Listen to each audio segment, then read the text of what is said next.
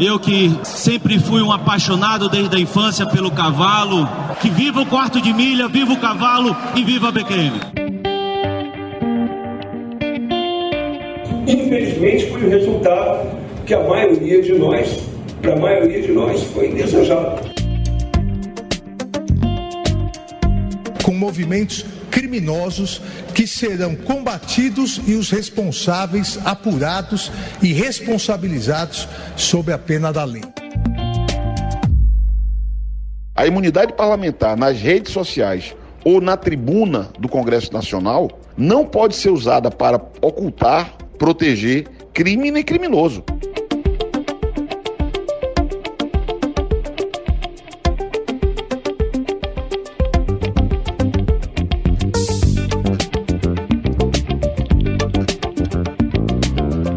A crise política envolvendo o ministro das Comunicações, Juscelino Filho, ganhou novos contornos.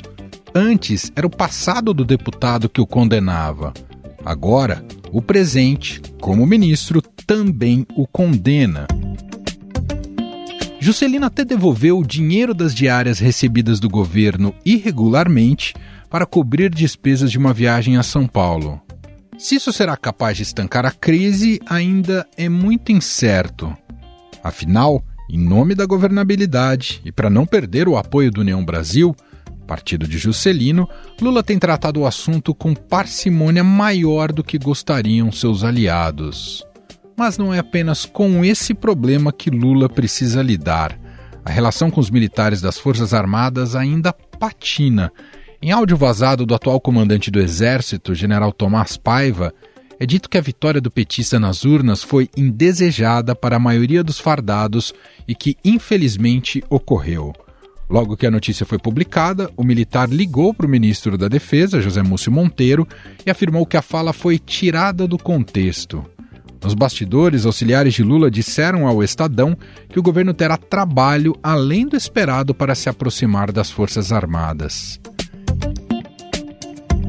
Quem também terá trabalho em relação aos militares, mas sobre aqueles que participaram de alguma forma dos atos golpistas de 8 de janeiro, é o Supremo Tribunal Federal. O ministro Alexandre de Moraes decidiu manter no STF as investigações sobre a participação dos agentes da Segurança Nacional. O fermento golpista do 8 de janeiro se deu, em grande medida, nas redes sociais, espaço onde a desinformação é disseminada com poucos filtros. Até por isso, mas não só por isso, o governo federal tem como prioridade na sua agenda o combate às fake news. A questão é como regulamentar. Projetos não faltam, como o projeto de lei que tramita há 3 anos no Congresso Nacional. O relator, o deputado federal Orlando Silva, admite que existem ângulos diferentes de observação sobre o mesmo problema e que a discussão não será tão simples. Bom, estes são alguns dos assuntos que guiam a partir de agora o Poder em Pauta, nossa conversa semanal com os repórteres do Estadão que cobrem o dia a dia da política. Estadão Notícias. Cumprimentando então nossos repórteres aqui para mais uma edição do Poder em Pauta, aqui em São Paulo, do meu lado aqui no nosso estúdio, Pedro Venceslau. Olá, Pedro, tudo bem? Olá, Emanuel, olá, Frazão, saudação a todos.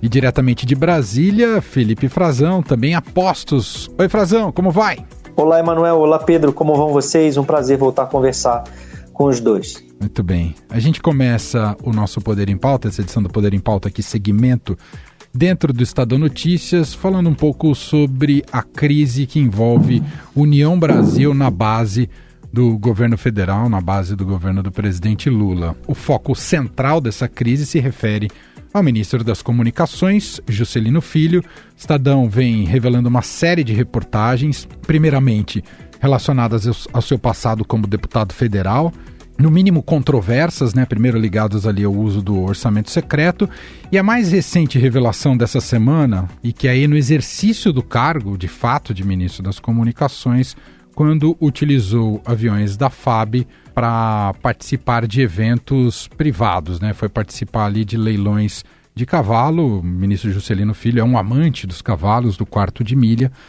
e usou recursos públicos para participar desses eventos inclusive que ele negociou também cavalos. Além do fato do Estadão também ter revelado que ele ocultou patrimônio na declaração para a Justiça Eleitoral relacionado justamente ao que ele tem de ganhos, né, de patrimônio com esses cavalos, com esses quartos de milha.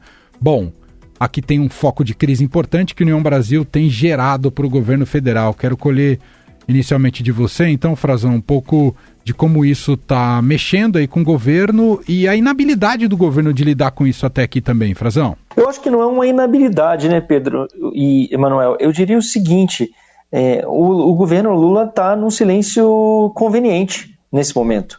Conveniente por quê? Porque o governo precisa do União Brasil.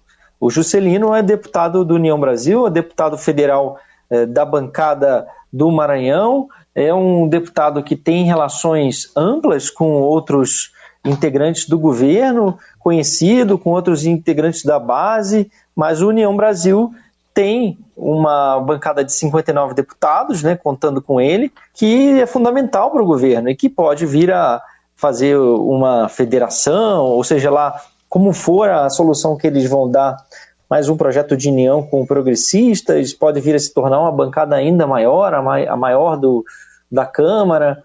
É uma situação um pouco complicada, delicada. Isso ocorre porque o governo está fraco, né? O governo ainda não foi testado. Tem duas situações. O governo, primeiro, não foi testado ainda no Congresso, não teve votações que testem a sua força, que indiquem qual o real tamanho da base do governo. A votação mais importante do governo até agora foi no ano passado ainda, na outra legislatura, que foi a PEC da transição, ou seja, era outro cenário, eram outros parlamentares que estavam votando, e depois a eleição do presidente da Câmara e do presidente do Senado, que foi vitoriosa para o governo, mas era uma composição ali de todo mundo junto num barco só. Praticamente na Câmara não houve disputa, né? Não houve disputa para valer, não tinha uma disputa real. E isso deixa ainda uma interrogação em qual é a real força do governo. Tanto é assim que o governo está aceitando ceder em muitos pontos, está aceitando pagar emendas, 13 milhões de reais para emendas parlamentares,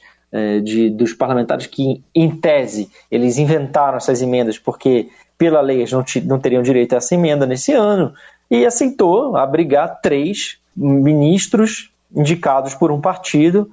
Um deles é o Juscelino, outra é o Valdez Góes, que nem do partido e outra é a Daniela Carneiro, Daniela do Vaguinho, também deputada federal, que entrou no governo ainda meio assim, nem conheceu o Lula direito, eles não tinham muita relação direta, sem conversar previamente. Foi uma operação de última hora, assim, até a definição de quem ia ficar em qual pasta avançou pela madrugada, prévia ao anúncio do Lula, que foi numa manhã seguinte. Eu estava lá, era uma confusão, ninguém sabia direito se a Daniela ia ser ministra das Comunicações e o Juscelino do Turismo, ou se era o contrário. Assim, nem eles mesmos se entendiam. Parece que foram avisados, o que eu tive de informação é que eles foram avisados na madrugada de quem ia ficar onde.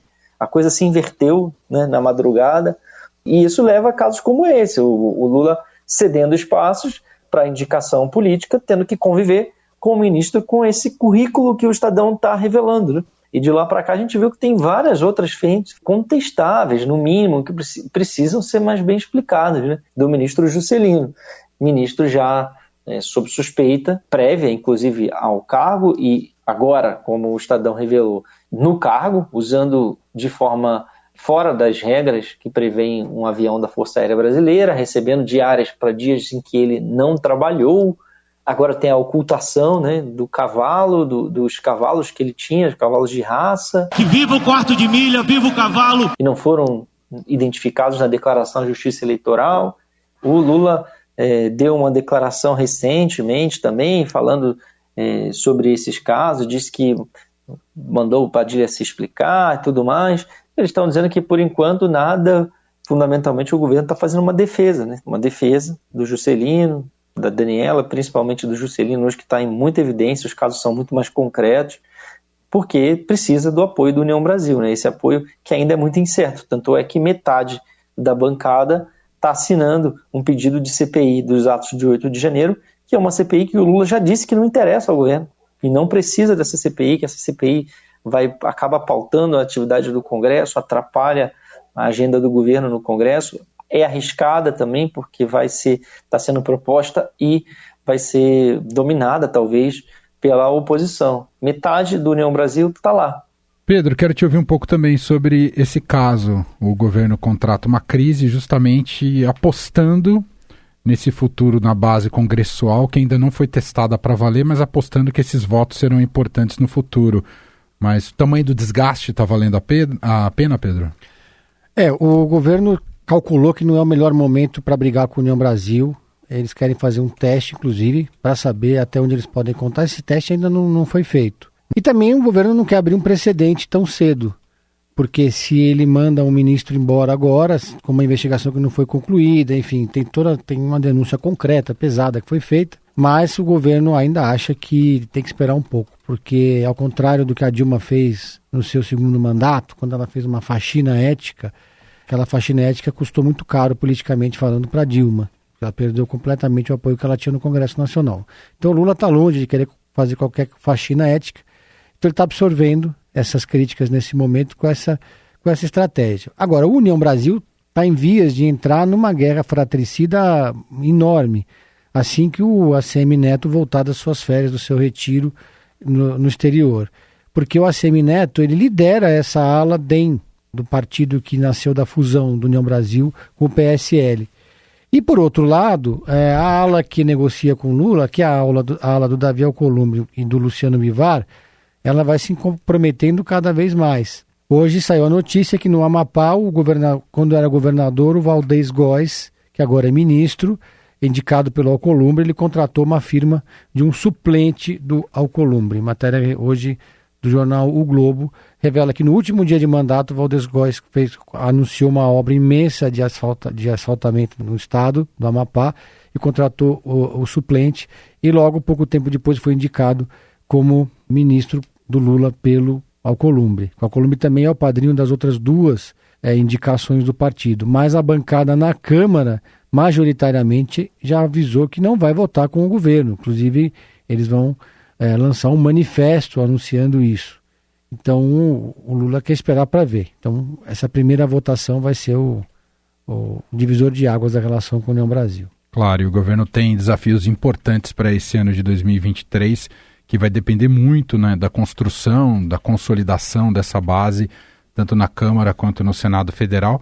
E vamos aguardar desdobramentos, né? São muitas notícias reveladoras, muitos escândalos em torno do Juscelino Filho, do União Brasil, e até quando que o governo vai suportar essa panela de pressão, esse foco de crise.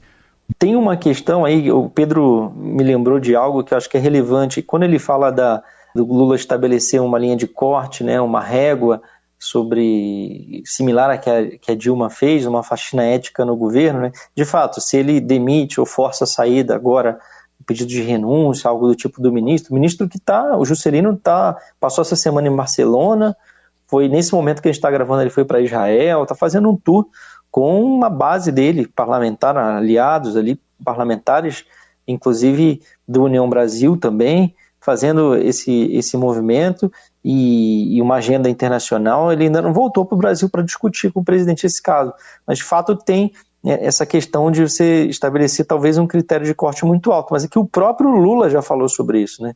Verdade. O Lula já disse que cobrou explicações do ministro, essas explicações, ele não pode ter dado explicações muito diferentes do que deu à imprensa, quando deu, e que elas não justificam, né, os casos estão em aberto, e tem um problema que o governo vai ser julgado por isso, né? O Lula ele vai ser avaliado também por isso. Esse caso do Juscelino é só um exemplo. Ele disse que quem fizesse errado seria convidado a sair do governo. Quem fizer errado sabe que tem só um jeito. A pessoa será simplesmente convidada a deixar o governo. Ao mesmo tempo, ele disse na primeira reunião ministerial que ele não ia abandonar ninguém, né? Que ele ia estar sempre ali com os ministros, disse que até numa relação meio paternal, que ele não ia deixar ninguém pelo caminho. Ele está agindo dessa forma, um pouco como o Bolsonaro agiu também durante o seu governo, mantendo ministros investigados no cargo, mas tem uma cobrança cada vez maior, inclusive entre apoiadores do governo e inclusive de órgãos internacionais que estão de olho nisso. A A Transparência Brasil entrou no caso do ministro Juscelino, disse que o caso é problemático, que precisa de uma resposta do Estado brasileiro e que isso pode afetar avaliações internacionais que o Brasil vai ter esse ano sobre corrupção. Como cada Estado, cada nação lida com casos de corrupção, não só em termos de legislação, mas de punição, e tem o GAFI, o chamado GAFI, que é o Grupo de Ação Financeira contra a Lavagem de Dinheiro e o financiamento do terrorismo também. O representante da Transparência Brasil lembrou, numa entrevista para o Estadão, que essas 3 avaliações são esse ano. O Brasil vai ser avaliado, vai ter relatórios sobre o Brasil. Esses relatórios são atualizados, feitos anualmente, e acabam expondo o Brasil e podem fazer o país avançar, ser mais bem aceito em algum organismo multilateral ou não, como era o caso da OCDE, que virou uma pauta importante para o Brasil.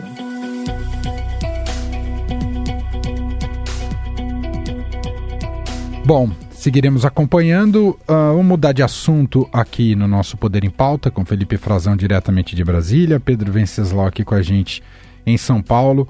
Outro assunto que é uma das prioridades deste governo, uma discussão muito complexa, que o mundo inteiro tenta entender como lidar com isso, com a desinformação, com as fake news, do ponto de vista jurídico, de regulamentação, tendo esses vários protagonistas ou segmentos correlacionados, seja o poder público, seja as empresas, as big techs e a sociedade civil. Como é que você consegue encontrar parâmetros e estabelecer processos judiciais relacionados a isso, ou processos criminais relacionados a isso. Pedro Venceslau fez uma entrevista com o relator do projeto do PL, das fake news, que é o deputado Orlando Silva, do PCdoB. Pedro, como é que foi essa conversa? O que você destacaria e se de fato esse projeto vai avançar? O deputado Orlando, de certa forma, admitiu na conversa que existe uma divisão dentro do governo sobre o projeto das fake news.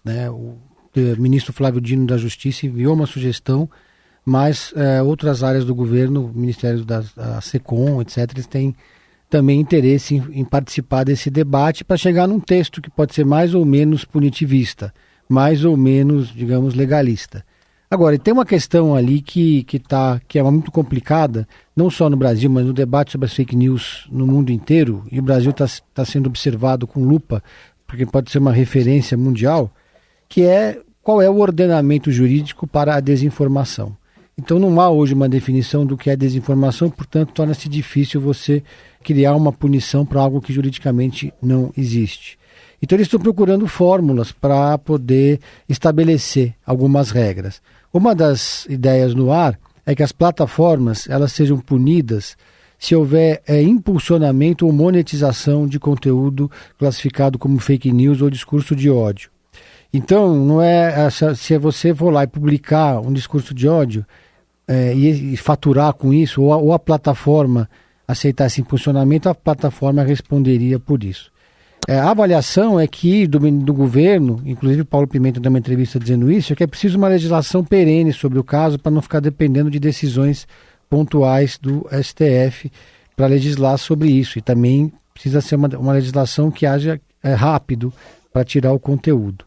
Agora, tem também todo o debate sobre até onde vai a liberdade de expressão, sobre o que é a liberdade de expressão, e uma preocupação que é legítima, que é que isso não se transforme num instrumento de alguma forma de censura, que é o Glenn Greenwald, que é um jornalista do Intercept, que sempre foi muito saudado pela esquerda brasileira, mas ele é um dos principais críticos dessa proposta do governo. Seria uma mão pesada do Estado, né? Ele acha que é muito difícil você empoderar alguém para decidir o que é notícia, o que é fake news e o que não é fake news. E aí tem também o conceito de contas públicas, que é interessante nesse projeto. Quer dizer, os políticos os agentes públicos não poderão mais bloquear os seus críticos, os seus seguidores, ou bloquear jornalistas. Porém, os parlamentares ainda vão ter o foro privilegiado em relação a como se as suas postagens nas redes sociais equivalessem ao seu discurso na tribuna do Congresso Nacional. Caluniar alguém é crime na rede social e é crime na tribuna. Então, a imunidade parlamentar, seja na tribuna, seja na rede social, não pode ser utilizado para proteger nenhum crime, nenhum criminoso. É uma prioridade do governo, não era, pelo contrário, era um projeto combatido pelo governo anterior, mas a configuração do Congresso hoje é diferente, é um Congresso mais à direita. Então, mas há boa vontade no Colégio de Líderes para que isso seja votado muito em breve, e agora falta chegar no texto final, que vai definir realmente qual vai ser o espaço que vai definir e tomar as decisões sobre o que é fake news ou o que não é. Frazão, você tem uma repercussão sobre isso também com o próprio ministro da Justiça, Flávio Dino, Frazão? Exato. É o seguinte, tem duas frentes aí, né? E algumas confusões também. O Flávio Dino propôs algo diferente do que está lá nesse projeto das fake news.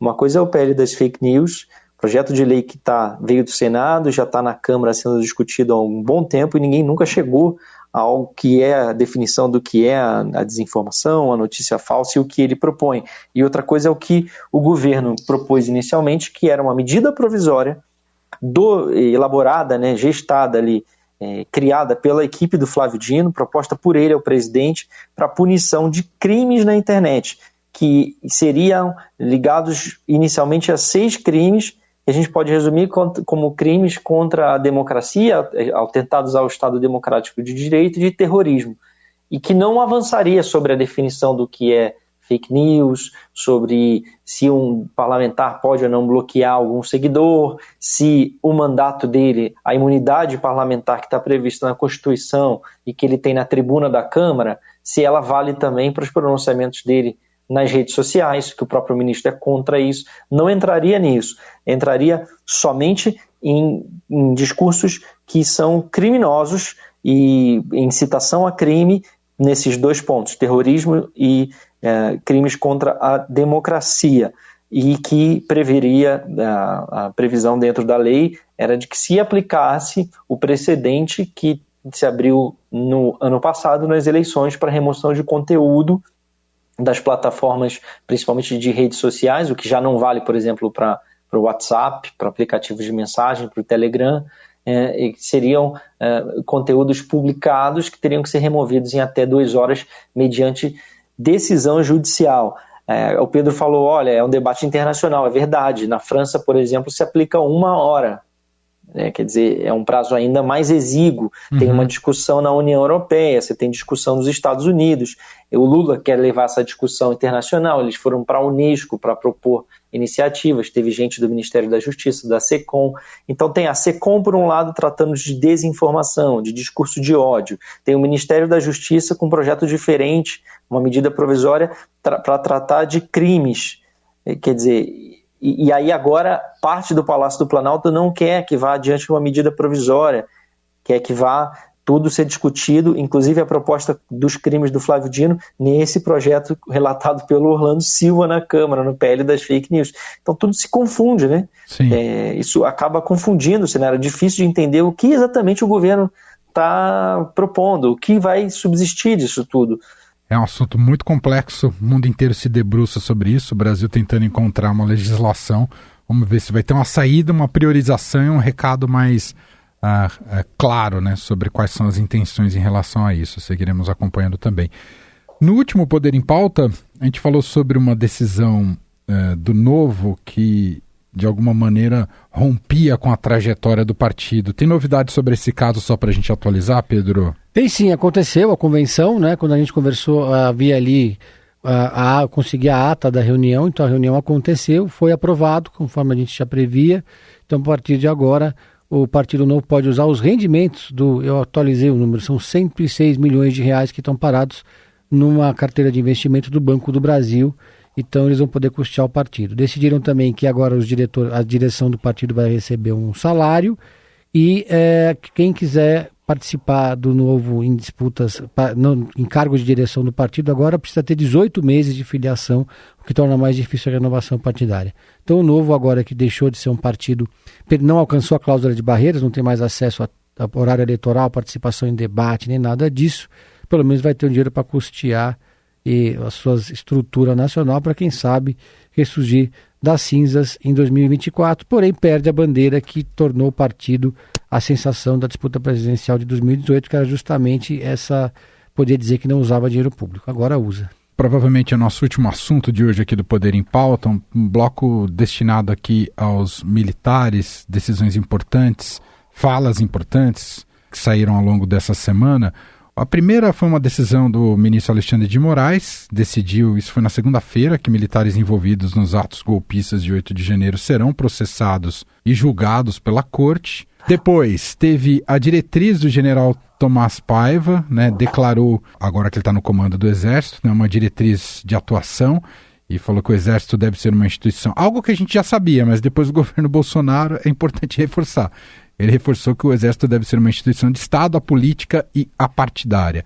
E em meio a isso também foi vazado um áudio da conversa dele com o Comando Militar do Sudeste, justamente em que ele comenta o resultado das eleições, revela ali que não foi para dentro da caserna o resultado talvez que muitos não aguardavam, a vitória do Lula, mas isso muita gente tem interpretado, Frazão, acho que a gente pode começar por aqui, muita gente interpretou como se fosse um motivo de distanciamento do Paiva Neto ou de rusgas dele com o governo Lula, mas acredito que o entendimento não era esse, era justamente o contrário, a percepção que de fato as Forças Armadas estavam bolsonarizadas e politizadas, que é fruto dos últimos 4 anos do último governo, Frazão? Dentro do governo não há, a coisa já está mais bem explicada, ele ligou para o ministro da Defesa, eles conversaram, enfim, não há uma desconfiança em relação ao Tomás Paiva. Ele estava falando o óbvio, Emanuel? Só para a gente começar por esse último assunto, que é o áudio que foi divulgado pelo podcast Roteirices, que foi uma gravação de uma conversa, uma reunião dele no Comando Militar do Sudeste no dia 18 de janeiro, dias antes de assumir o comando geral do Exército, quando Lula demite Júlio César de Arruda, o general que o antecedeu, e coloca Tomás Paiva, que desde o ano passado era o nome mais forte, tinha predileção dos políticos, do grupo político que está no poder no Brasil. O general Tomás Paiva, ele fez uma reunião, disse inclusive ali, tem nesse áudio dizendo que, olha, não espero que ninguém vá me gravar, nem preciso pedir para vocês desligarem o celular ou deixar o celular de fora da reunião. Precisa sim, Como a gente viu, precisa. Ele foi gravado, esse áudio foi veiculado pelo podcast Roteirices, e ele fala, a pior frase, a que gerou mais controvérsia, é porque ele diz que o seguinte, não dá para falar com certeza que houve qualquer tipo de irregularidade na eleição, Teve fraude?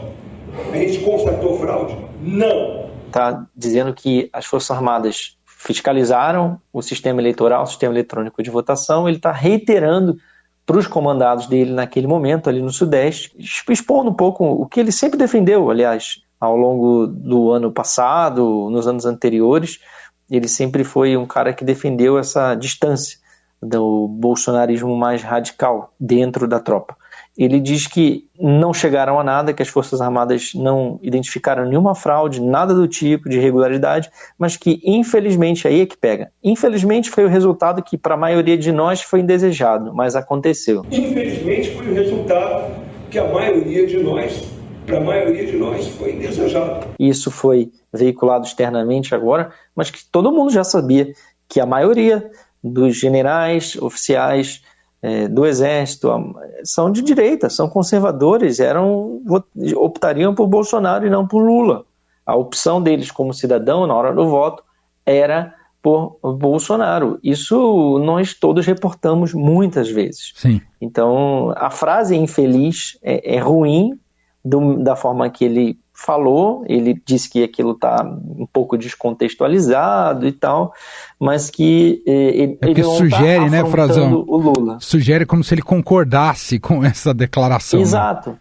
Não, sugere que ele mesmo queria a vitória do Bolsonaro. Exato. Mas a gente não sabe, mas se tivesse que apostar, eu apostaria que sim. Pelo que eu conheço da trajetória do general Tomás Paiva, eu diria que ele está mais ligado à direita do que à esquerda. Se ele votou no Lula ou no Bolsonaro, a gente não sabe. Mas ele é um oficial formado, mais um dos oficiais formados dessa geração, majoritariamente bolsonarista. E o problema é que ele começou a ser identificado, inclusive internamente e externamente, ele mais alguns, como comunistas dentro do Exército. O Tomás Paiva, o general Richard, o general Stumpf, foram muito atacados no ano passado, porque dentro do Exército existia uma certa divisão ali, entre uns mais bolsonaristas, uns calados, vendo como é que a coisa ia ficar, e outros legalistas, né, se opondo internamente nas reuniões privadas às investidas do Bolsonaro. E aí esse grupo começou a ser fustigado, inclusive publicamente. Mas eu já ouvi de ministros do governo Lula isso, que os generais contam que havia uma divisão, que a coisa estava complicada e que havia interpretações diferentes sobre os próprios acampamentos, havia uma ordem para que aquilo ficasse lá, né, que veio do comandante supremo para o comandante do Exército, e aquilo se manteve. O comandante supremo das Forças Armadas era o Bolsonaro na época. E a frase desse áudio, ela é ruim, mas eu não entendo que ela esteja hoje sendo usada para prejudicar o general Tomás Paiva. Acho que não vai prejudicá-lo, né? E no meio disso tudo tem uma outra coisa que foi a decisão que, até onde se sabe, o general Tomás Paiva referenda, é um entendimento que não afrontou o entendimento das Forças Armadas, mas que as investigações do 8 de janeiro, no que diz respeito a militares, ficarão na Justiça Comum, que significa que ficarão nas mãos do Alexandre de Moraes no inquérito que ele está tocando no Supremo Tribunal Federal, e não só na esfera militar, né? Porque ali havia decisão se, olha, aqui vamos apurar o quê? São crimes militares? São crimes comuns cometidos por militares? E é o que o Moraes fundamenta a sua decisão. São crimes de militares, mas não necessariamente crimes militares do Código Penal Militar, mas crimes do Código Penal Comum, do Código Civil, que vale para todo mundo. E é importante distinguir uma coisa: tem muita gente entendendo que essa decisão do Moraes diz respeito e vai ser aplicada somente a oficiais, seja da ativa, mas principalmente da reserva, que vários foram identificados por nós, da imprensa, participando do que era um protesto da marcha que saiu do QG e que terminou na invasão, num atentado à democracia, uma tentativa de golpe de Estado, de tomada das sedes dos poderes e da depredação e destruição que eles causaram. Não é só isso. Essa decisão do Moraes, ela é provocada não pelos militares, 4 praças e um oficial que foram inclusive presos pela polícia naqueles dias e ficaram presos, estão presos na Papuda. Tem um que estava preso até pouco tempo no grupamento de fuzileiros navais da Marinha. Não estamos falando desses caras, não só desses caras. Esses caras vão ser julgados como atos criminosos que eles cometeram, eventualmente, se cometeram ou não, com outros dessa turba golpista que invadiu. Estamos falando também de possível conivência, abandono de posto, possível colaboração dentro do que cabia aos militares que estavam ou deveriam estar no Palácio do Planalto fazendo a defesa do prédio da sede da Presidência da República. É porque aí é que surgiu a questão. Policiais federais e policiais militares que estavam lá atuando no dia declararam à Polícia Federal, testemunharam, acusando, apontando crimes, eventuais crimes que teriam sido cometidos por esses militares do Batalhão de Guarda Presidencial e do Gabinete de Segurança Institucional, a quem cabia por dever proteger o Palácio do Planalto. É por isso, é uma outra esfera de investigação, é por isso que a Polícia Federal foi lá peticionar ao Alexandre de Moraes para saber, e agora, o que a gente faz com essa investigação aqui? Quer dizer, não são os executores, os que poderíamos chamar de manifestantes, golpistas. Mas quem favoreceu aquela situação. Muito bem. É isso. Para a gente fechar aqui só o nosso Poder em Pauta, a gente tem um grande especialista em séries e filmes, o Pedro Venceslau, nosso colega aqui, que assina uma coluna no Estadão sobre isso e na Rádio Eldorado. A gente está muito próximo ao Oscar, né, Pedro? E tem vários filmes oscarizáveis deste 2023 que estão chegando nas plataformas de streaming. Já está lá o Grande Favorito, Tudo em Todo Lugar ao Mesmo Tempo. E a gente acaba de ler que o Triângulo da Tristeza também está chegando. Alguma recomendação aí, Pedro? E qual plataforma, mano? Prime Video, os dois, viu? Ah, ótimo, maravilha. Eu já assisti o Triângulo da Tristeza, eu vi no cinema, acho um filmaço, pra mim é o favorito. Congratulations! Show me that Balenciaga look! É um filme dividido em 3 partes, tem um elenco fantástico. E é bom, né? Agora, só que assim, os filmes estão ficando cada vez menos tempo nos cinemas. Sim. E as pessoas estão geralmente esperando um pouco para poder assistir em casa, mas eu sugiro fortemente que o Triângulo da Tristeza seja visto no cinema, que vale muito. Muito bem, o Oscar é na semana que vem, não neste domingo, mas no próximo. Bom, fechamos aqui então mais uma edição do Poder em Pauta com os nossos repórteres. Agradecer e cumprimentar mais uma vez Felipe Frazão, diretamente de Brasília. Obrigado, viu, Frazão? Grande abraço para você e obrigado mais uma vez. Obrigado, Emanuel, Pedro. Forte abraço para os dois e para os nossos ouvintes. Valeu. E o Pedro Venceslau, aqui de São Paulo. Obrigado, Pedro. Valeu, Frazão. Valeu, Emanuel. Um abraço a todos.